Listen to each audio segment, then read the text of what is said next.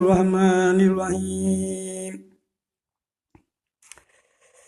শুরুতে সেই মহান আল্লাহ তাআলার শুকরিয়া আদায় করি, যিনার অপার অনুগ্রহে আমি আপনাদের সামনে আজকে একটা ভিডিও দেওয়ার জন্য প্রস্তুতি নিয়েছি। আল্লাহ আমাকে সে তৌফিক দান করলেন। এই মুহূর্তে শেষ পর্যন্ত যেন আল্লাহ আমাকে কথা বলার তৌফিক দান করেন, এজন্য শুকরিয়া আদায় করি। আলহামদুলিল্লাহ,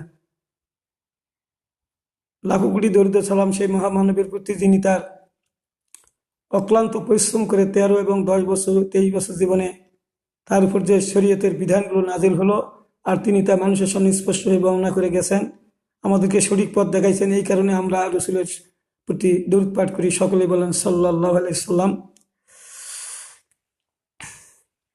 উপস্থিত যারা আমার ভিডিও শুনবেন, যারা পরবর্তী সময়, সকলকে আমি সালাম দিলাম। আসসালামু আলাইকুম ওয়া রাহমাতুল্লাহি ওয়া বারাকাতুহু।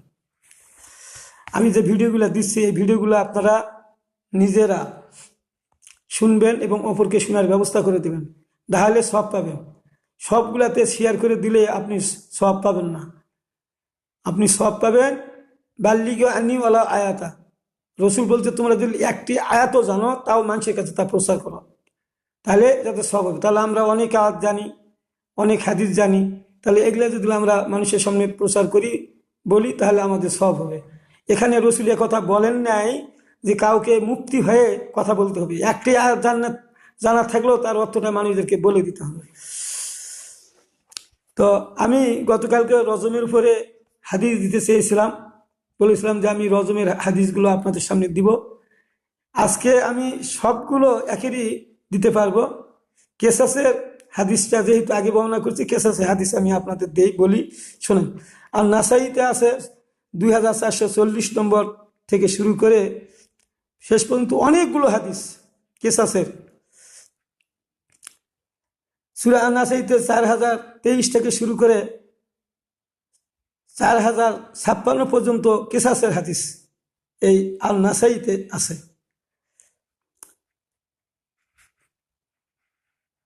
তো এই হাদিসগুলো বুখারী, মুসলিম, সিয়াসাত্তা সব হাদিসগুলোতেই আছে, সব হাদিসগুলোতেই আছে সিয়াসাত্তা। মুরতাদটাও কিন্তু কেসাসের পর্যায়ে পড়ে যায়, কেসাসের মধ্যেই পড়ে। যেহেতু ঈমান আনার পরে আবার সে পূর্ব অবস্থায় ফিরে গেল, অথবা ধর্মত্যাগী হলো, অথবা যখন দেখলো বিপদ, ঈমান এনেছে কিন্তু বিপদ দেখে, সামনে বিপদ দেখে সেখান থেকে আবার সরে পূর্ব অবস্থায় যাওয়া, এগুলা মুরতাদ হয়ে যাওয়া। এই মুরতাদ হওয়ার ব্যাপারে আন-নাসাই, বুখারী, ইন্টারনেটে, এগুলো সব ইন্টারনেট থেকে আমি হাদিসগুলো দিচ্ছি। 4059 থেকে 4060, 61, 62, 63, মানে ধারাবাহিক সিরিয়াল একবারে 66 পর্যন্ত, 59 থেকে এগুলা মুরতাদ হয়ে গেলে তার শাস্তি হলো মৃত্যুদণ্ড দেওয়া। এই আইনগুলো পাশ হলো 7ম হিজরিতে, সূরা মাইদার আইন দিয়ে 33 নম্বর আয়াত দিয়ে এই আইন পাশ হয়ে গেল। এরপরে এই সমস্ত এই ধরনের কাজ যারা করবে, ধর্ম মুসলমান হওয়ার পরে, ঈমান আনার পরে আবার যদি সেটাকে অস্বীকার করে আবার পূর্ব অবস্থায় ফিরে যায়, তাহলে তাকে হত্যার নির্দেশ দেওয়া হয়েছে। বুখারী শরীফের 6805 নম্বর হাদিসটাও আছে, এবং ওখানে বুখারী শরীফে বহুগুলো হাদিস আছে। আমি দিলাম না এই কারণে যে এখানে যেভাবে সারিবদ্ধভাবে দেওয়া আছে, ওই বুখারীতেও একইভাবে দেওয়া আছে। ও সিয়াসাত্তা সহি হাদিসগুলাতে এই যে হাদিসগুলো দিলা, বুখারীতেও যেগুলো আছে আর নাসাইতেও সেইগুলো আছে। মুসলিম শরীফে যা আছে আর নাসাইতে তাই আছে। আর নাসাইতে যা, ইবনে মাজায় যা আছে, বুখারীতেও তাই আছে। তিরমিজিতে যা আছে, বুখারী মুসলিমেও তাই আছে। তারপরে আপনার ইবনে মাজায় যা আছে সবগুলাতে আছে, আবু দাউদে যা আছে সবগুলা সিয়াসাতে আছে। তবে পার্থক্য হলো, বুখারী মুসলিমে কোনো জাল জয়ীফ হাদিস ঢুকানো হয় নাই, আর এগুলা হাদিসের সহি হাদিস তো আছেই, কিছু জাল জয়ীফ হাদিস, দুর্বল হাদিস ঢুকানো হয়েছে। এইটুকু পার্থক্য অন্য হাদিস। তার মধ্যে যেগুলা সহি হাদিস সবগুলো এখানে আছে, সিয়াসাত্তা সবগুলো হাদিসের মধ্যে এগুলো আছে সহি হাদিসগুলো, এটা আমাদের বুঝতে হবে। তো এখন আমি রজমের কথা বলি। এগুলা সম্পূর্ণ আইনগুলো আসলো 7ম হিজরিতে, তাহলে এর পূর্বে যারা ইসলাম গ্রহণ করার পরে যারা পূর্ব অবস্থায় ফিরে গেল তাদেরকে হত্যা করা হয়নি, গেছে গেছে চলে গেছে। কিন্তু এই সপ্তম হিজরির এই আইন পাশ হওয়ার পরে তাদের হত্যা করা হয়েছে, ধরে নিয়ে এসে হত্যা করা হয়েছে। তো আমি আপনাদের সামনে রজমের অনেকগুলো হাদিস এসেছে। বুখারীতে এক লাইনে আইছে 18টা আসছে, কিন্তু তারপরে আরো অনেক হাদিস আসছে, বিভিন্ন হবে একে আসছে। তো কিছু গুরুত্বপূর্ণ হাদিস রয়েছে, যেমন মাখজুমি গোত্রের যে এক মহিলা চুরি করেছিল সে ব্যাপারটা এইখানে আছে। আবার আছে কোন এক লোক, এই হলো আর নাসাইতে আসছে যে 6816 নম্বর হাদিস, একজন লোক আসি বললো, হে আল্লাহ নবী, আমি জানা করছি। রসুল মুখ ঘুরিয়ে নিলেন। তারপর বলছে, হুজুর আমি জানা করেছি। মুখ ঘুরিয়ে নিলেন। 3বার যখন বললো যে হে রসুল, হে আল্লাহ রসুল, আমি তো জেনা করে ফেলছি, তখন রসুল কাছে, তুমি কি পাগল? তুমি পাগল নাকি? না, আমি পাগল নয়। তো পাগল নয় তাহলে দাও, একে এক করো, রজম করো। এই তখন তাকে সাহাবীরা তাকে রজম করলেন। এটা গেল। তারপরে ইয়াহুদির একজন পুরুষ, একজন মহিলা, নারী জানা করেছে। তারা আসে রসুলের কাছে, স্বীকারোক্তি হলো। ইসলামী রাষ্ট্র, এটা বুঝতে হবে এখন এখানে আপনাদের। ইহুদিরাও রসুলের কাছে আসছে, কেন? তারা ইসলামী রাষ্ট্রের অন্তর্ভুক্ত, ইসলামী রাষ্ট্রের এরিয়ার মধ্যে তারা আছে, বিধায় রসুল তাদের বিচার করেছেন এবং তারাও বিচার মেনে নিয়েছেন। কিন্তু একজন ইয়াহুদি নারী, ইয়াহুদি পুরুষ, তারা জেনা করেছে। রসুলের কাছে আসে বলল যে, হে আল্লাহ নবী, আমরা তো জেনা করে ফেলছি। দুজনেই স্বীকার করলো। তখন উমর ফারুক রাদিয়াল্লাহু তাআলাকে রসুল বললেন, যাও, একে নিয়ে যায়, দুজনকে নিয়ে যায়, ডাক দিয়ে দাও, শাস্তি দিয়ে দাও, জেনার শাস্তি দিয়ে দাও, রজম করো তাদেরকে। সমতুল ভূমিতে নিয়ে গেলেন এবং সেখানে গিয়ে দুজনকে রজম করা হলো। হাদিস নম্বর হলো 6819 নম্বর, বুখারী, ইন্টারনেট 6819 নম্বর হাদিস, বুখারী। আচ্ছা, বুখারীর কিন্তু আগে পরে অনেক হাদিস আছে। 6819 তো এর আগে পিছনে 18টা হাদিসই আছে। আচ্ছা, বুখারী শরীফের হলো, এখন আমি দিচ্ছি 6820 থেকে শুরু করে এখানে 9টি হাদিস রেগুলার, এই মানে সারিবদ্ধভাবে দেওয়া আছে। সবগুলো জেনার ব্যাপারে হাদিসগুলো দেওয়া আছে। মাখজুম গোত্রের যে মহিলা চুরি করেছিল তার হাত কেটে দেওয়ার ব্যাপারে। তারপরে একজন চাকর এক মনিবের স্ত্রীর সঙ্গে জেনা করার পরে যখন ছেলের বাপ জানতে পারলো যে আমার ছেলে তার মনিবের স্ত্রীর সঙ্গে জেনা করছে, মেয়েটা তো বিবাহিত আর ছেলে তো বিবাহিত নয়, তখন তাকে ভয়ে এই ছেলের আব্বা কি করছিলেন, ওই লোককে 100টা ছাগল, একটা দাসী দিয়েছিলেন। এই কথা যখন জানাজানি হয়ে গেল, তখন পাড়া প্রতিবেশী সবাই বলতেছে যে না, আপনার এটা ঠিক হয়নি, এটা ঠিক হয় না, এটা তো আইন হলো না। তখন তারা দুজন রসুল সাল্লাল্লাহু আলাইহি ওয়াসাল্লামের কাছে আসলেন, আসে বললেন যে হে আল্লাহ নবী, এই ব্যাপার। তখন ওই যে লোকের স্ত্রীকে এক করেছে, সেই লোক বলতেছে আমার স্ত্রীর সঙ্গে ইনার ছেলে এক করেছে, এই ব্যাপার। তখন ছেলের পিতা কিন্তু খুব বাকপটু ছিল, তিনি বললেন যে আচ্ছা আমি বলি কথাটা। তখন ছেলের আব্বা বলতেছে যে হুজুর, আমার ছেলে ওনার স্ত্রীর সঙ্গে জেনা করেছে, এই কারণে আমি তাকে 100টা ছাগল, একটা দাসী দিয়েছি, এটা নাকি আমার বিচারটা হয় নাই। তো যেহেতু হয় নাই, আল্লাহ, হে আল্লাহ রসুল, আপনি এটা সঠিক বিচার করুন। তখন আচ্ছা ঠিক আছে, আমি এটা সঠিক বিচার করছি। তো সেখানে রসুল সাল্লাল্লাহু আলাইহি সাল্লাম বিচার করলেন যে তোমার ছেলেকে 100 দুর্রা মারো আর তাকে দেশ থেকে 1 বছরের জন্য দেশান্তর করে দাও, আর তুমি যে তাকে 100 ছাগল দিয়েছো ওটা ফিরিয়ে নাও, দাসীও ফিরিয়ে নাও, আর ওই মহিলাকে রজম করো। বিবাহিত বিবাহিত ছিল ওই মহিলাকে রজম করা হয়েছে। তো এই হাদিসগুলো হলো 6827 নম্বর হাদিস, বুখারী ইন্টারনেট। তাহলে এই হাদিস নম্বরটা হলো 6827। তাহলে এর আগে পরে অনেক আরো হাদিস আছে যেগুলো আমি এখানে নিয়ে আসি নাই, বহু হাদিস। এখানে 18টা হাদিস আছে বুখারীতে। আপনারা ইন্টারনেট খুলে এর আগ পরে হাদিসগুলো আপনারা দেখবেন, ধারাবাহিকভাবে বর্ণনা করা হয়েছে, আপনারা সবাই জানতে পারবেন, বুঝতে পারবেন। 6829 নম্বর হাদিসটা হলো ইবনে আব্বাস থেকে বর্ণিত। তিনি বলেছেন, উমর ফারুক রাদিয়াল্লাহু আনহু বলছেন যে আমার একটু আশঙ্কা হচ্ছে, ভয় হচ্ছে, মানুষের উপর অনেক দিন যুগ কেটে যাবে, কিন্তু কিছু মানুষ বলবে যে আমরা কি আল্লাহর কিতাবে রজমের আয়াত পাচ্ছি না, সেজন্য আমরা রজম করছি না। কিন্তু উমর ফারুক বলেছেন এই কথা মনে করে তারা রজম করবে না, রজম বাদ দিবে, কিন্তু এরা একটা ফরজ হুকুম অমান্য করার কারণে তারা পথভ্রষ্ট গুমরা হয়ে যাবে। অথচ আল্লাহ তা নাজিল করছেন, আমরা পড়েছি এবং আমরাও এখন রজম করে চলেছি।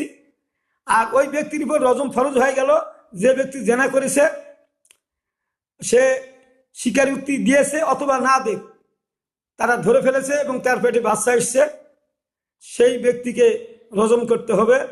রসুলও করেছেন, আমরাও রজম করে চলেছি। তাহলে এই হাদিস নম্বরটা হলো 6829 নম্বর হাদিস। আপনারা এটা দেখবেন, দেখলেই পাবেন। 6828, 6829, 6830, মানে এইভাবে ধারাবাহিকভাবে চলবে হাদিসগুলো, এলা ইন্টারনেট থেকে নেওয়া। তো আমি আপনাদের কাছে যেটা বোঝাতে চাচ্ছি, 6830 নম্বর আয়াতটা হাদিসটাও ওই আব্বাস সম্পর্কিত, উমর ফারুক রাদিয়াল্লাহু সম্পর্কে হাদিস, বড় হাদিস, যেগুলো মুখস্থ করা একটু সমস্যা। তাহলে দেখা গেল যে রজমের আইনগুলো পাশ হয়েছে 7ম হিজরিতে। আমি আপনাদের কাছে প্রশ্ন রেখে বলতে চাই, আজকে যারা আলেম ওলামারা দ্বিধা বিভক্ত হয়ে পড়েছে, কি কারণে হয়েছে? আমি মনে করি এটা যেহেতু আমাদের সিলেবাসটা রাখা হয়েছে 2য় হিজরি পর্যন্তই, নামাজ রোজা যখনই নামাজ শিখলে সব আমল ঠিক হয়ে যাবে, রোজা করলে সব গুনাহ মাফ হয়ে যাবে, আর রাত্রি জাগরণ করলে সব গুনাহ মাফ হয়ে যাবে। এই কারণে আলেম ওলামারা দ্বিধা বিভক্ত, তারা এখান থেকে ক্ষান্ত দিয়ে দিল, যেই তো নামাজ রোজা করলে তো আমাদের জান্নাত হয়ে যাচ্ছে, আর এরা এদিকে আসে না। এখন যদিও এসেছে, কিন্তু এটাতে গুরুত্ব দেয় নাই, এই কারণে যে আমরাও দেখেছি আমাদের বাপ দাদারা এইভাবেই করে আসছে, আমরা এইভাবে করছি, এটা একটা হইতে পারে। এখন ওই যে এক মহিলা গর্ভবতী হলো, জেনা করার পর গর্ভবতী হলো, আসলো যে আল্লাহ নবী আমাকে আল্লাহর আইনে বিচার ফয়সালা করুন, আমি তো জেনা করেছি। তো জেনা করছেন তো কি হয়েছে? কোথা হুজুর আমার পেটে বাচ্চা আসছে, তো তুমি জেনা করছো কেন? একটা একের সমস্যার সঙ্গে ছিলাম, আমার স্বামী বাড়িতে ছিল না, যার জন্য একটা দুর্ঘটনা ঘটিয়ে গেছে। তো তুমি জানো এর শাস্তি কি? যে শাস্তি হবে আমি এটা গ্রহণ করে নিব। তখন আল্লাহ নবী বলেন, যাও আমি তোমাকে শাস্তি দিব, তবে তোমার পেটের বাচ্চাটা জন্মগ্রহণ করো, তারপরে আসো। বাচ্চাটা 2 বছর পর, 10 মাস পর বাচ্চাটা প্রসব হয়ে গেল। তারপরে ওই মহিলা আবার চলে আসলেন যে আল্লাহ নবী আমার ছেলে তো এখন খাওয়া শিখেছে, তাহলে আপনি আমাকে শাস্তি দিন। আল্লাহ নবী শাস্তি কি জানো? শাস্তি হলো তোমার মৃত্যুদণ্ড। জানি। তারপরে আসছো? বলে হ্যাঁ। তখন ছেলেটা, তোমার বাচ্চাটা তোমার বুকের দুধ পান করে না? বলে করে। তাহলে বুকের দুধ পান করে, তাহলে যাও বাড়িতে যাও, বাচ্চাটা প্রসব হলে আসো, বাচ্চাটা প্রসব হলে আসো। 2 বছর প্রসব হলে আসছে, আবার যাও, বাচ্চাটা যখন খাওয়া শিখবে, নিজের হাতে তুলে খাবে, তখন তুমি আসো আমার কাছে। 2 বছর পর দুধ ছেড়ে দিল, তারপরে বাচ্চাটা যখন খাওয়া শিখলো, ওই মহিলা চলে আসলো। আসার পরে রাসূল সাল্লাল্লাহু আলাইহি ওয়াসাল্লাম চিন্তা করলো, এই মেয়েটার তওবা, কঠিন তওবা। এই মেয়েটা যেভাবে আল্লাহর কাছে তওবা করেছে, কেঁদেছে, আল্লাহর হুকুম মানতে বাধ্য, এর আবার গুনাহ থাকে কিভাবে? এত গুনাহ থাকার কথা নয়।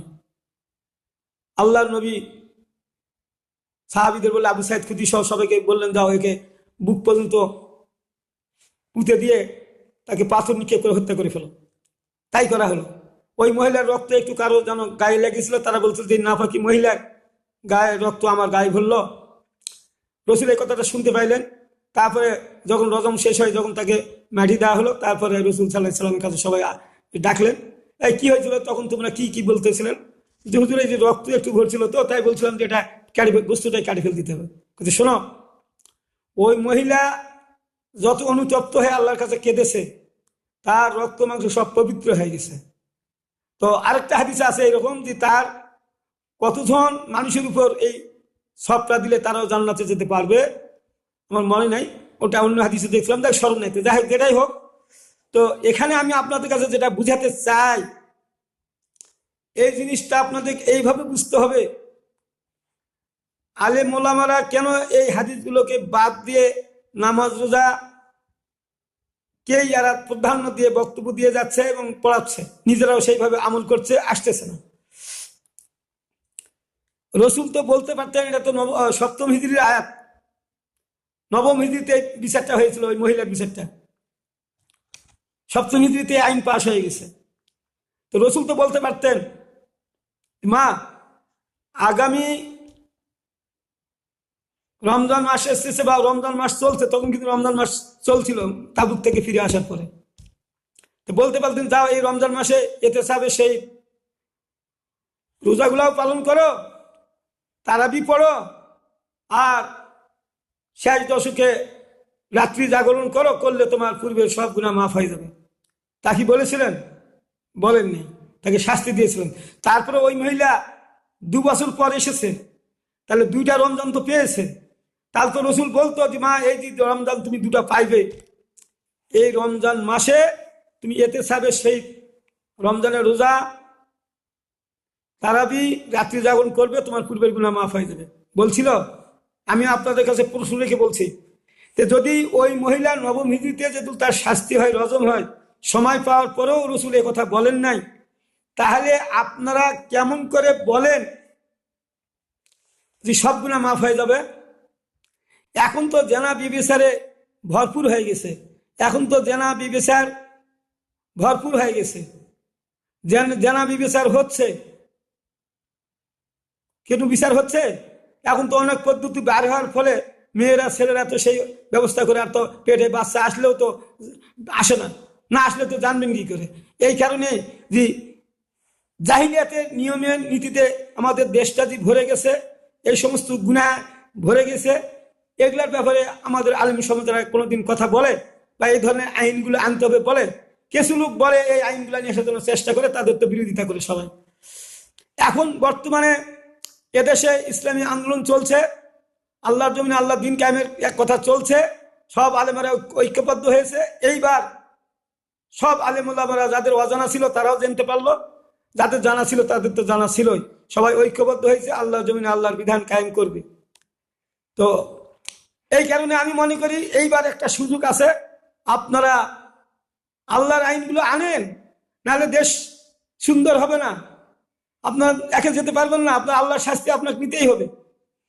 নাহলে তো ওই মহিলাকে তো রসুল বলে দিতেন, পদ্ধতি বলে দেন নেই, তার মানে এখন হবে না। এই নবম হিজরির পরে যদি কেউ জানা বিচার করছে, জানি হয়ে গেছে, তাদের শাস্তি করতেই হবে, দিতেই হবে শাস্তি। এ ব্যাপারে মাপ দেওয়ার কোনো সুযোগ নাই। রসুল মাপ দেন নাই, আর আপনি মাপ দেবেন কেন? রসুল যা করছে তাই আমাদের করতে হবে।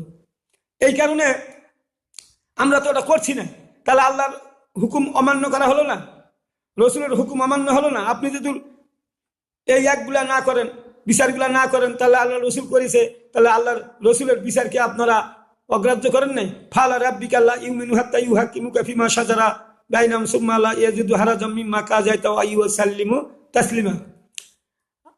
65 নম্বর আয়াত সূরা নিসা। এখানে আল্লাহ বলছে, তোমরা কখনো ঈমানদার হতে পারবে না যতক্ষণ না তোমরা তোমাদের নিজেদের ঝগড়া বিবাদগুলো রসুলের কাছে নিয়ে যাবে এবং রসুল যে বিচার ফয়সালা করবে তা তোমরা অকুণ্ঠ চিত্তে মেনে না নিবে, ততক্ষণ তোমরা কেউ মুসলমান হতে পারবে না, ইমানদার হতে পারবে না।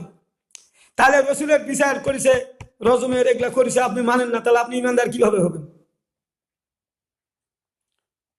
আল্লাহ নিজেই বলছেন মাইতুর রসুলাম ফাঁকা দাতা আল্লাহ, যারা আমার রসুলের কর্মকাণ্ড করে তারা তো আল্লাহরই কর্মকাণ্ড করে। তাহলে আল্লাহর হুকুম তো অমান্য করলেন। তাহলে এই কারণে এই রজমের হাদিসগুলো আপনারা নিজেরা ইন্টারনেটে, আমি বলে দিলাম নম্বরগুলো, আপনারা ওই নম্বরগুলো ধরে টানবেন আর দেখবেন। এই দেখেন 6812, 6813, 6814, 6815, এইভাবে 6816 ধারাবাহিকভাবে হাদিসগুলো চলে আসবে। আপনারা দেখবেন এক লাইনে আছে, কিছু বড় হাদিস আছে, কিছু ছোট হাদিস আছে। আপনারা এই লাইন দেখবেন, দেখে চিন্তা ভাবনা করবেন যে আপনি আসলে মুখে বলেন যে আমরা আল্লাহর রসুলের সব হুকুম মানি, রসুল যা করছে আমরা তাই করবো, রসুলের শরীয়ত আমরা মানি। রসুলের শরীয়ত যদি না বুঝেন, ওই জন্য তো অনেক আলেমেরা কয় যে মুক্তি হবে নাকি, মুক্তি আসলে মুক্তিও কি, মুক্তি আপনারা সবাই হতে পারেন আপনি যদি বুঝেন। আল্লাহ তো বলছে যারা আমার কোরআন নিয়ে গবেষণা করে বুঝার চেষ্টা করে আমি তাদের বুঝার ক্ষমতা দেই। আল্লাহ নিজেই বলেছেন যারাই হোক, আল্লাহ এ ধরনের কথা বলেন নাই যে আপনাদের আগে মুক্তি হয়ে আসতে হবে, রসুল বলেন নাই তারপরে আমার হাদিসগুলো বর্ণনা করবেন, ফতুয়া দিবেন। ফতুয়া আপনিও দিতে পারবেন যদি আপনার জানা থাকে, আর না জানলে আপনি এমনি এমনি অনুমান করে কোনো ফতুয়া দিতে পারবেন না, কোনো কথা বলতে পারবেন না, এটা ঠিক। কিন্তু আপনি যদি জানেন তা আপনি ফতুয়া দিবেন না কেন? বাল্লিগু আন্নিওয়ালা আয়াতা, একটি আয়াত জানলেও মানুষের কাছে বলতে হবে, তাহলে একটি আয়াত জানলে বলতে হবে কেন? তাহলে আপনি কি মুক্তি তাই ফতুয়া দিবেন বলবেন না? ফতুয়া ওই এক হওয়ার দরকার নেই। সাহাবিগণ কোনো মুক্তি বা এক বিশেষজ্ঞ হয় কিভাবে জানেন? জ্ঞানের পরিধির কারণে কেউ বেশি মুখস্থ রাখতে পারে আর কেউ পারে না, ভুলে যায়। সেই জন্য সবাই ওই এক দিতে পারবে না, ফয়সালাটা দিতে পারবে না। জ্ঞানের ব্যাপারে এখানে এই যে গবেষণা বলা হয়েছে, গবেষণা জ্ঞান, আর আল্লাহ বলতে যারা গবেষণা করে আমি তাদের বুঝার ক্ষমতা দিই, আল্লাহ বুঝার ক্ষমতা দেয়। সাহাবিগণ তো রসুলের কাছে শুনিচার মেনে নিছে, শুনিচার মেনে নিছে, শুনিচার মেনে নিছে, প্র্যাকটিক্যাল তো দেখতেছেন রসুলের কাজকর্ম মেনে নিয়েছেন। আর সবাই তো মুক্তি পর্যায়ে গেছে, যারা যার যতটুকু জ্ঞান সেইভাবে তারা মুক্তি বা আলেম, বড় বড় আলেম হয়েছেন। জ্ঞানের জন্য এটা কম বেশি হয়ে থাকে। আপনার যদি বিবেক শোনার পরে যদি মনে পারেন, তাহলে অন্য জনের কাছে বলতে গিয়ে তো আপনি ভুল করবেন, তা আপনি দিবেন কেন ফতুয়া? আপনি তো শোনার পরে মনে পারেন, আপনি তো দিতে পারবেন না। আপনি অনেক কোরআন হাদিস পড়েছেন, আলেম হয়েছেন, ওলামা হয়েছেন, কিন্তু আপনি মনে পারেন, বুঝতে পারেন না, তাহলে আপনি তো ফতুয়া দিতে পারবেন না। ফতুয়া দিবে তারাই, তারা মুখস্থ রাখতে পারে, স্মরণশক্তি যাদের ভালো, তারাই তো যেটা শুনেছে একবার সেটাই তো মুখস্থ করবে, আর তারাই ফতুয়া দিবে। আমি আপনাদের কাছে এই আজকের এই ভিডিওটা এখানে সমাপ্ত করলাম। প্রতিদিন আপনাদের সামনে আমি ভিডিও নিয়ে আসব, আপনারা আমার এগুলা শুনবেন এবং সাবস্ক্রাইব করে দিবেন, অন্যদেরকেও শোনার ব্যবস্থা করে দিবেন।